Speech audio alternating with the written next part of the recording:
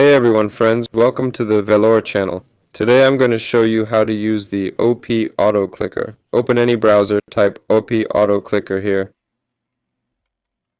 Go to the site, start downloading for Windows. Wait 4 seconds.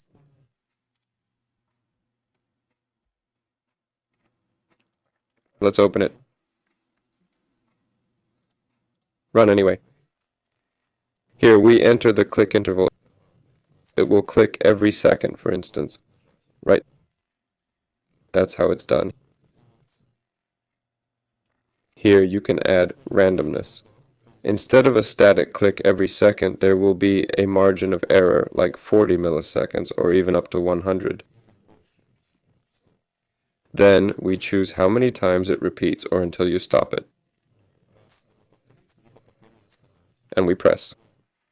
Let's open Paint, for example. There. Press F. And as you can see, it clicks every second. I'm not pressing anything. The auto clicker is doing it itself. Also, you can set which mouse button works and what type of click. You can even set it to double click. See, it clicks twice. There.